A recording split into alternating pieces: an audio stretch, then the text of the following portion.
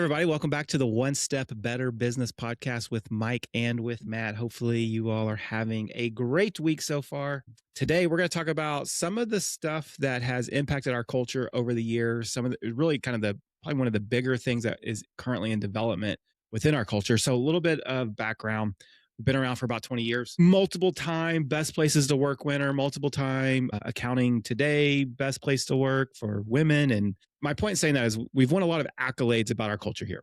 And that's really cool. And it's really fun to put another thing up on the wall that says this is a great place to work. And we still have quite a few flaws and cracks within this place to work. And we're going to try to expose some of those stuff today with the hopes of maybe you can feel a little bit of empathetic with us, a little bit of compassion for us, but also share some things that we're learning and trying to figure out along the way. So that's our goal for today. Matthew, Patrick, how are you doing, man? I'm great. I'm looking forward to this conversation. This is one, that I feel like I'm going to be bearing my soul a little bit. Yeah. It's like, Yeah. I'm nervous about this one. We'll see where it goes. yeah, we'll see. Hopefully. We'll see where it goes. One of the, we follow the EOS entrepreneurial operating system model. And one of the things that they preach pretty heavily is that any person that gets put into a leadership role, whether that is like on the official leadership team or they just have direct reports, have the responsibility of LMA. And LMA stands for leadership, management, and accountability. EOS talks about if you lead well and you manage well, then you will have accountability. So essentially leadership plus management equals accountability. But the ultimate goal there is to have people that are both developing the people underneath them, they're managing that stuff is getting done or the work is getting done, and they're holding them accountable. And I find that this is one of the most difficult areas of really developing and managing people. It's an area that we have struggled with to some extent over time. And how much do we really focus on that versus getting work done? And there's a lot of tension that comes along the way. We're going to try to uncover some of those things and get them out in the open during today's episode. It should be fun. When this topic, when we were thinking through and brainstorming the topics, and this is one I want to talk about because I think this is one that probably every firm struggles with. I know this is something we struggle with. Hope so. I got it. I mean, if they don't struggle with it, I'd love to know how they handle this. We've talked about this before. Learning how to be a leader is different. You've ever led the organization your size is you promote a new manager. It's the first time you've ever been a manager leading other people. Getting that right. I think we do a really good job of managing the work we do. Like that problem is not something we that comes, I think, fairly naturally in the production world, but managing the people side of things, I think from the outside looking in, when we talk to firms, they're like, man, your culture's great. And I see all this, you got these awards and, I've talked to your team and everybody's awesome. Like they're really great people. And yet they still struggle. And we all still struggle with some of the same things. Like I still don't love having a difficult conversation. I still don't like holding people accountable. I still want them to do the thing I want them the way that I want them to do it, the way I would have done it, exactly the right way, because that's the way I would have done it. But that's not how it works. And then also it's I'm friends with these people or they're friends with their, these were former peers and they've been working together for 5 years. These are friends. It's not just coworkers, but most of our people if they're working side by side with somebody, they're friends with them. It's hard to lead and manage your friend and hold them accountable. And what are the consequences when they don't do the things that you've asked them to do? It's super hard. Like, hey, I've told you to enter your time 17 times and you're still not doing it. What's the consequence? Am I going to fire you over this? I don't want to fire you over this. I just want you to do it. Please just do it. And so, or, hey, did you have the conversation? Oh yeah, we had it. And then you hear what they actually talked about and they skirted the whole conversation they were supposed to have.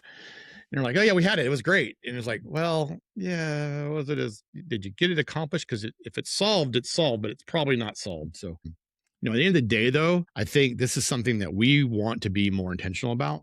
And there's just a hard rub on it where we get the guidance from of how to coach them better. How do we hold them accountable? How do we as leaders hold them accountable to being a better leader? How do we make sure they have all the resources and training and guidance they need and confidence and role playing and all the things they have to do to be better people managers on top of getting all this stuff done? So there's just always these rubs that we go through. And I think this is something that I'd rate us as a C, maybe.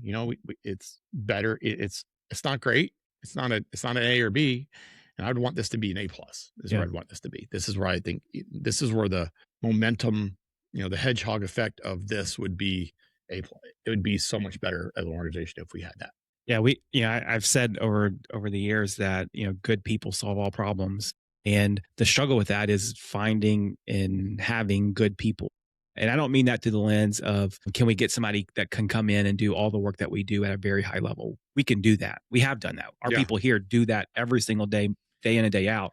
But what I'm talking about when good people solve all problems is it's the ability to do all the work and everything else that comes into the role of being a leader here, because doing the work and making sure the work is getting done and making sure it's getting done well in our process and it's constantly being improved, all that stuff is part of your task. And if you're a team lead, or if you are, a director of operations, or whatever, If you're you an have direct accounting reports, manager, if you're a senior, anybody that you is have working under you, you have people that are reporting to you, and you have a responsibility to serve them well. And that's what we really talk about when we talk about leadership here. It's really a servant position. servant leadership. Yep, Your absolutely. role is to serve the people below you. And sometimes that means having difficult conversations, telling them difficult things, always through the lens of, I have your best interest at heart and I care most about your long-term success, not in the moment. And there's a tension that exists because, or at least I think it's because, what I think is best and what you think is best is not always aligned. How I communicate and how you communicate is not always aligned. What I want to say versus what I do say is not always the same. What I say versus what you hear is not always the same. What I expect and what you think I expect is not always the same. And it's dealing with people. Your reverend just came out. You were all boom, boom, boom. Boom, I boom, love boom. it. This or that, this or that. No, but that's where the tension comes in. It's we're dealing with people, and you have your baggage, your history, your communication style, your personality, and that is not mine. And no two people are alike. And really, what leadership is about having the influence to be able to meld those things and push people in the right direction. And we're talking about doing that, quite frankly, in our world with people we've put into a role because they've had a strong accounting background. And a Technical. strong accounting background is generally technical experience, systems focused, repeatable. And that is not how people are. Yeah. And it is the tension that exists. And if we can crack this nut and figure this out, then our ceiling increases exponentially. Oh yeah, absolutely. You said a couple of things. Servant leadership is how I think of it. This is the general at the front of the battle, not the back of the battle. This is the helper's heart. And so we're going to talk about LMA, but it really goes down to, our right people, right seat conversations, which is also an EOS concept. Right people is they live our values, and we're holding them accountable to our values. Right seat is, do they have to get it, want a capacity to do that seat? That's all great. But one of their roles of GWC is the people management side. Mm-hmm. And I don't know if we often intentionally evaluate them in the role that we're asking them to fill with the GWC, that piece of their KRA, their key result area. I think it's they're able to get their production done, and they are doing their training, check the box, they did their training, and they did the, client services at a really good level. Great. Okay, that's great. The people management side of their KRA, that GWC is a different GWC a little bit. And you got to make sure you're evaluating that. Well, as we've grown, we've always kind of built the next position up. That was never something, and that maybe, that's a little bit of our fault, is we never started the growth from the lens of what kind of person do I need leading this organization. We've done it kind of not reactively, but more of a proactive reactive, where it's like, all right, we've grown to a point where we need this. What do we want that to be? And out of all of the horses in the stable, I think you're the best one to fit that new role. Correct. Instead of starting with, I need to train somebody to be in that new role, because we didn't know what that new role was. Nope. We didn't anticipate that we would actually need that layer of leadership. It's the same mistake when we hired our first videographer, we're like, we've never hired a videographer before. Here's what I think the role is. Yeah. We grew into it. Well, I think through our, director of accounting, let's use that as an example. Not that Kim's not doing a great job. Let's be all clear. But it is hey, you've been here the longest. You know all the technical work. You can onboard everybody. We have 5 managers. We need somebody to kind of help us lead the managers. I can't handle 25 people reporting to me. You handle whatever. So, hey, Kim, you're the best person for this role. And that was a lot of technical, lot on the accounting competency, probably still learning how to be a people leader. It was pick your poison, right? I know if I could put you in this role, at least I don't have to worry about this work's part getting of it. done for sure. Yeah. I had a conversation with another firm, and it was like, hey, I have an issue with one of my leaders or person I'm trying to grow into leaders of not really living our values. And I'm like, okay, that's a major, Major. Yeah. major deal. Do you think it's coachable? You think, well, I do. Okay, great. Then this is going to be a long-term battle. Yeah. But if you haven't given up that it's coachable to get you there, then you're going to need to be patient and kind and loving and keep putting in the work because it's not going to happen overnight. And it's the same thing we need to do here. Like I'm like kind of like giving myself my own medicine there. It's like, Yeah. yeah, you know what we all do? Like we've said this before. This is my first day leading an organization this big. This is your first time leading, the size organization you're, being an integrator at this size of a firm. Kim is the first time she's really, having to lead people at this level and juggle another role and, bring on an acquisition. And so we're all learning how to be better leaders, and that's okay. Today's sponsor is Cloud Accountant Staffing. Every firm owner I talk to is asking the same question right now. Should we hire offshore? I'll tell you what we're doing about it. We've hired offshore before, and we're actively working with Cloud Accountant Staffing right now on a couple of roles at Patrick Accounting. The reason we picked them, they take the fear out of it. Disclosure, security, onboarding someone across the world. They've walked tons of firms through it.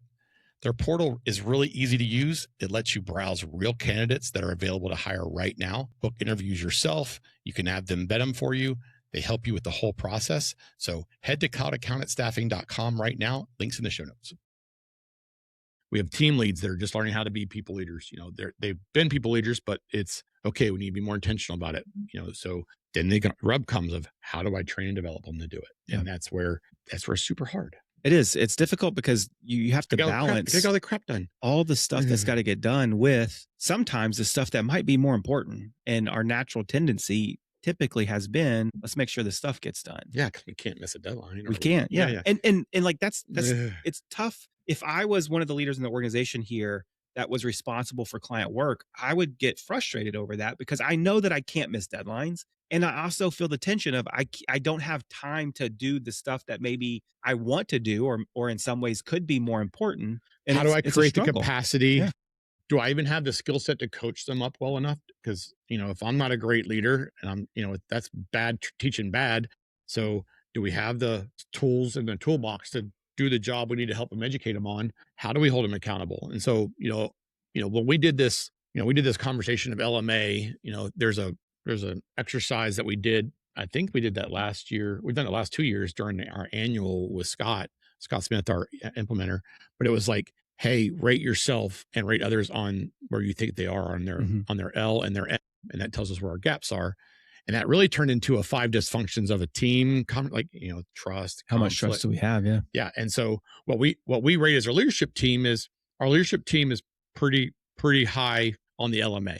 The next layer down, we haven't done a great job of cascading that. And that's where I feel like we need to spend more time, energy, effort, and also trying to find the rhythms and know what that looks like. In order to be able to have conflict and have conversations and be able to have difficult conversations, you have to have trust. Is it a trust as a two-way street? Is this a trust that if I tell you something, you're going to fire me because I didn't do what I was supposed to do, or you're frustrated, you're not going to tell me? That got to build all that stuff over time. All that takes time. And I think that's where I start to look at this a little bit differently. I feel like this is something that we want to improve. Like I want it to be where we're an A+.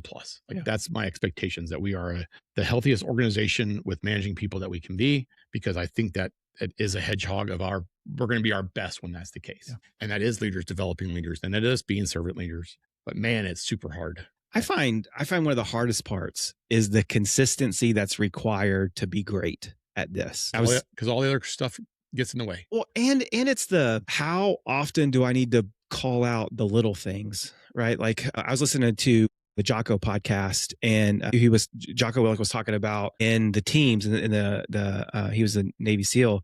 There was always the rub of every single time a little thing got broken, and any little rule got broken, it was called out, even though it was a little rule, because that little rule turns into breaking big rules if not gone unchecked, right? And then they gave the analogy of if you're a restaurant and you're in the back cooking, and at the end of the night you take a hamburger home for yourself. Well, that's just one hamburger. I serve 400 hamburgers that day. What's one hamburger? And nobody says anything. That one hamburger turns into a hamburger every night, and it turns into 2 hamburgers or whatever. I took a box of hamburgers. And at the end of the day, and what helped me understand a little bit about this is that one guy taking that one hamburger is not a big deal. Yeah, you're right. It's 1 out of 400. That's not a big deal. But if I don't say anything about it, that person and everybody else on the team may think it's acceptable to take a hamburger. And next thing you know, because it's gone, the little thing that has really little impact has gone unchecked, has now turned into the potential to be a big thing. And now there's always a dichotomy of leadership between like when is the right time and how do you do that and do you do it every time? Like there's tension that exists there, but it's helpful.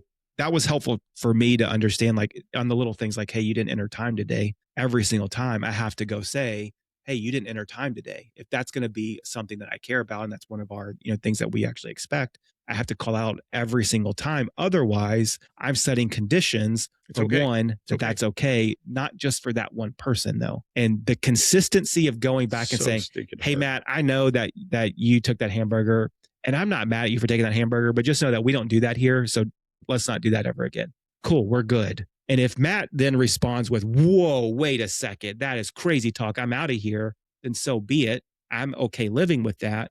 And also the chance that that's going to be the response I get from Matt are so Oh, I very didn't. It'd small. probably be. Oh, I didn't realize. I'm sorry. I shouldn't have done Exactly. that. I won't do it Exactly. again. Yeah. And so we build these cases up in our heads of if I call this out, it's going to turn into something big. Or if I call this out, I'm going to have to follow through all the way to firing. When oftentimes it's, hey, you know what? You're right. I'm not going to do that. Or sometimes, and this is important, sometimes it is, well, Jimmy said that that was okay. I didn't know that. Well, now I'm being informed that there might be a bigger issue, More than one hamburger's walking out. or Yeah. there's maybe a miscommunication on my end of what our expectations are. And so I have to be able to navigate those waters really well. But Mhm. the consistency of every time, the little things that we think are little have to be addressed. And the rub here is, I, I I know that what I feel internally about this is, oh, you're micromanaging me, Yeah. and I'm like, no, I'm managing Yeah. Oh, I hate that term.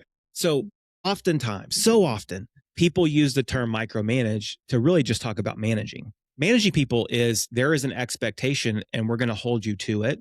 Like that's the accountability piece of management. But management is just we have an expectation and we're going to actually make sure that we're meeting that expectation. Micromanaging is jumping in to tell you here's our expectation. Here's exactly how you're going to do every step of the way and calling you out if you don't follow every step of the way. And micromanagement is different in different organizations. If I work at McDonald's and I'm responsible for the way in which things are getting done, I'm taking the cup, putting it on the machine, waiting for the ice, moving it to the Coke, and they have expectations for every little micro step of the way. Yes, I'm going to be micromanaged, but really in their organization, that's just managed. Yep. In our organization, we manage on outcomes. Your outcome is clearly defined. This is what I want you to achieve. And so for me to measure or come in and look at, are we achieving that outcome is not micromanaging. It's managing. If I start to get into, hey, you did it this way, you should have done it that way on small things, that's micromanaging.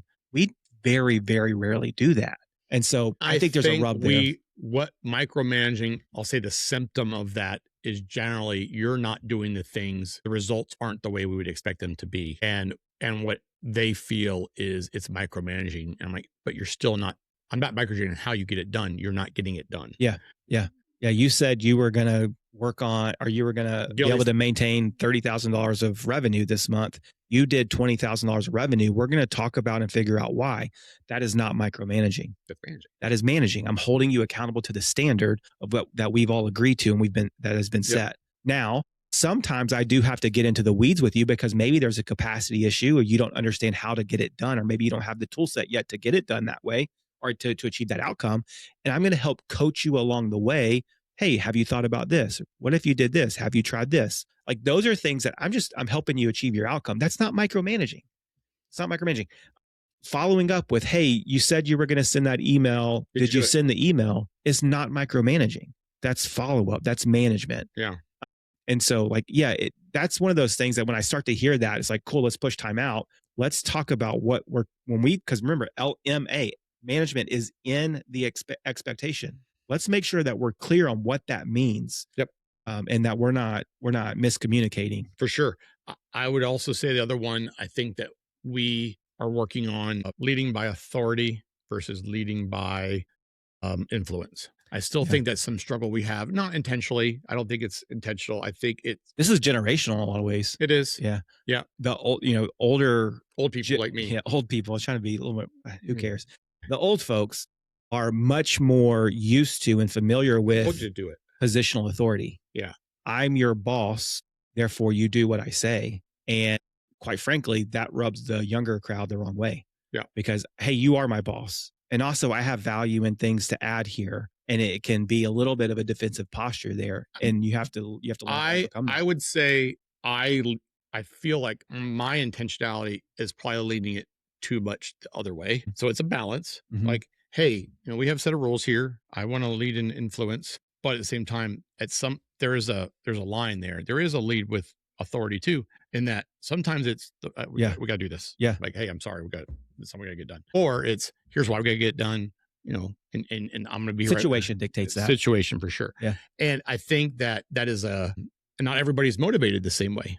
And so your job as the leader is to, I think of it like a coach. I think of it like a ball coach. If you're telling me to go run 25 sprints because you told me to, okay, I'd love to know why, Yeah. or versus, hey man, we're trying to get in shape right now. I don't think we're quite in the shape we need to be. With getting in the middle of summertime, we're gonna run, our legs are gonna run dry. We need to start getting the extra work in now. Okay, I get it. Let's go. Yeah. That's just learning how to lead a little differently. And some people, like, you're exactly right, because people do handle that differently. And over time, you would build trust with that coach to where when your coach says, hey, we're going to run sprints, you don't need the why anymore. Correct. Hey, you know what? The things that he's told me over time has worked out for me. I'm going to do what he says. That takes time to build that trust before you're able to come in and just say, we're going to run. It's going to be a sucky day today, guys. We're gonna run all day. We're going to run all day. Yeah. So let's get. Okay. It's like, I don't know hate why this. I'm doing I hate this place. Yeah. Yeah, but there's the balance, right? Because there's good and bad at that. Maybe if you do tend to lean, Callie, Lean. if you do tend to lean more towards, I need very clear expectations and pathway and why and all the things, you also have to understand that that leader doesn't always have the time to give you that. Correct. Because they have 84 other things they got to get to. Hey, we're going to do this today. This is how I need it done. Go. They don't have the time to sit down and say, well, this is what's happening behind the scenes and why I need it from you right now and all this stuff. It's like, I need it by 12. So there's times in which I have to pull that card, but also there's times in which I have to say, hey, Matt, this is what's going on. This is why this is important. Can I count on you to get it done? So I think this is something that I want to figure out. Like, I want to figure out how to get it more embedded into our rhythms. I do think through the EOS lens here when it comes to, seeing where our gaps are. I think part of the challenge is, part of your LMA is making sure you're aligning everybody to your purpose and, your vision, getting values right. So it's all kind of it all lends itself one to another. But at the same time, if they don't agree with your purpose, it's hard to get over that one. It's hard to lead you in the right direction. If they don't have the same values, they don't have the same values, and they don't have the capacity. So that right person, right seat is a big piece of this. I do want us to figure this out. I don't have it figured out. I think this is something we want to be a lot more intentional than we are on. If somebody does know a good meeting rhythm, we'd love to know what it is. Yeah. Any good training, all the things. Yeah. Yeah. And we spent money outside training, and it becomes, well, it's not exactly our training. We should have probably done that in-house, but they did a good job of kind of base setting. We do invest in coaching. We do invest in, them learning how to be leaders. And we big advocates of reading. And I think that's part of the intentionality, but it doesn't create the consistency probably that I want to have. And even those things, we have to, internally, we are responsible for implementing those things. Correct. We got to put them into practice. We have to lead that part. Yeah. Yeah. Yeah. All right, Mike. Let's just our commitment. Snap our fingers and and everything Mike? works, right? What's our commitment? We talked about doing a book, getting our book club back going again. Well, my one thing commitment that I've done a really poor job on this year so far is to make the leadership training piece of our team more intentional. And I have not done a great job of that so far this year. Call you out, Mike. I gotta get back on that.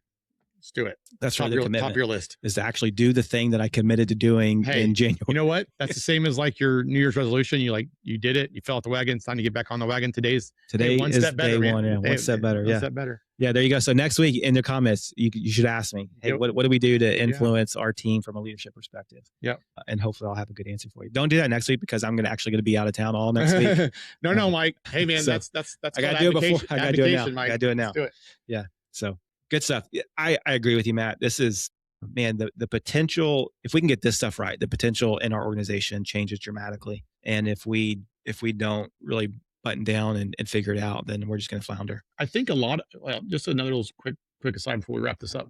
I think a lot of our own internal frustrations with speed and how things are handled and meetings and how people interact stem from this. Yeah. And so like it has a massive trickle down effect of efficiencies and culture and happiness at work, and but also being able to best support our clients, which is end of the day is what we're here for. Yeah. So Good stuff. Well, thanks for listening. Really appreciate it. As always, if you have questions, feel free to reach out. If you have suggestions on how we can do this better, I would love to hear it personally. And so reach out, let us know, and we'll catch you next time. Have a great day.